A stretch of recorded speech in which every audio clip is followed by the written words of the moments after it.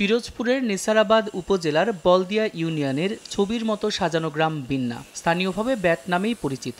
প্রায় প্রতিটি ঘরে চলছে কর্মযজ্ঞ। দামে সস্তা ও আধুনিক নকশার ব্যাটগুলো যে কারো নজর কাড়বে। সব মিলিয়ে 2 শতাধিক কারখানা রয়েছে এই গ্রামে। গ্রাম জুড়ে তৈরি হচ্ছে শত শত নারী পুরুষের কর্মসংস্থান। আমরা গাছ, কদম গাছ দিয়া এখানে ব্যাট তৈরি হয়। মোকাম থেকে মনে করেন কাঠটা আনলে পরে জায়গা সমেশিংয়ে এই মালটারে বিভিন্ন সেকশন করে এরপর মালটা সেরায়। কম মূল্যের নরম কাঠ দিয়ে তৈরি এসব ব্যাটের চাহিদা অনেক, তবে ডিউস বল খেলার উপযোগী নয়। তাই আন্তর্জাতিক মানের ব্যাট বানাতে যথাযথ কাঠের যোগান চান কারিগররা। এজন্য সরকারি সহায়তা পেলে রপ্তানিও করতে পারবেন তারা।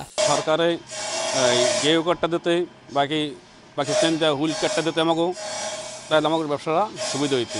কারিগরদের বিভিন্ন অভাব অভিযোগের জবাবে জেলা বিসিক জানালো, স্থানীয় এই কুটির শিল্পকে এগিয়ে নিতে যথাযথ প্রশিক্ষণের পাশাপাশি আর্থিক ও কারিগরি সহায়তা দেওয়া হচ্ছে। প্রায় 10,000 লোকের কর্মসংস্থান রয়েছে। স্থানীয় কাঁচামাল দিয়ে ব্যাট তৈরি করা হয়। আরও উন্নত মানের কাঠ দিয়ে ব্যাট তৈরি করতে পারলে এই ব্যাটগুলো দেশের চাহিদা মিটিয়ে বিদেশেও রপ্তানি করা সম্ভব হয়।